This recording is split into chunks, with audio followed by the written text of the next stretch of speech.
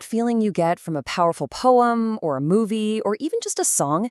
That thing that just hits you? What is that secret ingredient? Well, for centuries, thinkers in India were on this incredible philosophical quest to find that exact thing. So, let's dive into their journey. And we're not just talking about grammar or rhyme schemes here. No, they were asking something way deeper. They wanted to know, what is the atma, the actual soul of a piece of poetry? And believe it or not, that one single question kicked off a debate that went on for 1,000 years. All right, so here's our game plan. First, we'll dig into that central question, what is poetry's soul? Then we'll look at the 7 different answers people came up with. We'll see 2 of the biggest theories go head to head. After that, we'll uncover the secret ingredient that brings everything into harmony. And finally, we'll wrap it all up with why this matters, even today. Okay, let's jump right in. Our investigation starts with this field of study called Kavyashastra. It was basically this super rigorous, systematic quest by ancient thinkers to pin down the absolute essence of literature. Now, don't picture some dusty old rule book. Kavyashastra is more like a science of beauty, a philosophy of emotion. It was a total intellectual deep dive. They even had a word for it, telavagahana, into that fundamental question. Why does art hit us so hard? So, back to our central question. How did these brilliant minds answer it? Well, here's where it gets interesting. They didn't all agree, not even close. In fact, 7 major schools of thought popped up, and each one had its own totally compelling theory about what makes poetry tick. And what's so fascinating is just how different their answers were. I mean, look at this.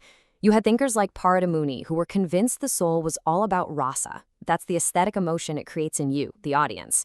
But then others were like, nope, it's in the text itself.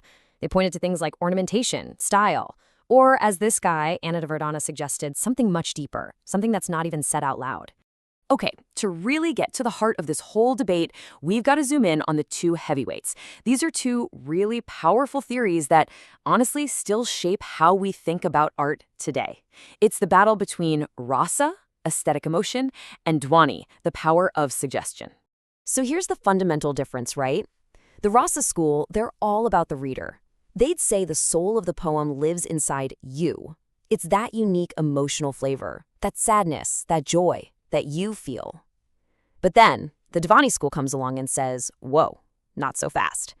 They believe the soul is actually hidden in the text, in all those secret meanings that just kind of echo beneath the surface of the words. And this is where the scholar Anandavardhana just drops this revolutionary idea. He famously declared, Kavyasya atma Dhvani. Dhvani is the soul of poetry. His whole point was that the best art doesn't just spell everything out for you. It doesn't shout, it whispers, it suggests. So how does this whole suggestion thing actually work? Well, Anandavardhana broke it down into 3 layers of meaning. It's pretty cool. First, you've got the literal meaning, abhida. The sun has set. Easy enough. Then there's the indicative meaning, lakshana.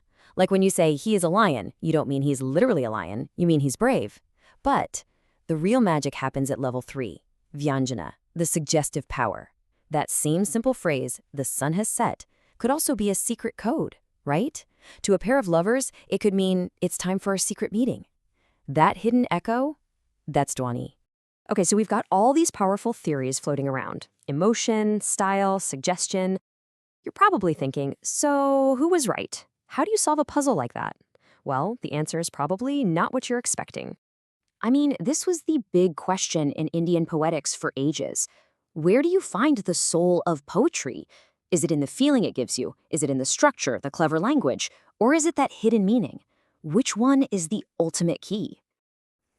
And it turns out the final masterstroke wasn't about picking a winner at all. It was about realizing they all had to fit together. It was a unifying theory that showed how every single element, the emotion, the style, the language, the suggestion, they all have to work together in perfect harmony. And that master key? It has a name.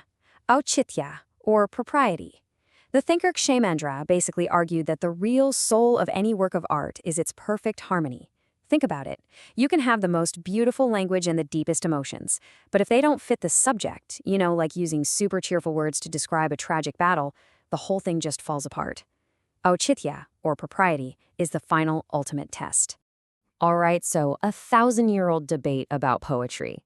Why should we care about this today? Because what these thinkers came up with is a timeless framework for understanding pretty much any work of art we come across. When you really think about it, these concepts, rasa, dhvani, auchitya, they're not just stuffy academic terms. They're like a complete toolkit for appreciating art. They teach us to look past the surface and start asking the right questions. What emotion am I feeling right now? What's being hinted at but not said out loud? And does it all work together in perfect harmony? The great poet Kalidasa put it perfectly.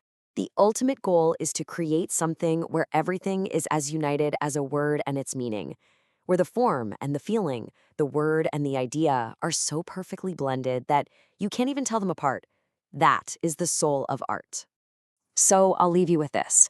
The next time you experience a work of art, a book, a movie, a song, whatever, ask yourself, what is its soul? Is it the feeling it sparks in me? Is it the clever style, the hidden meaning it suggests? Or is it that perfect, breathtaking harmony of all of them working together?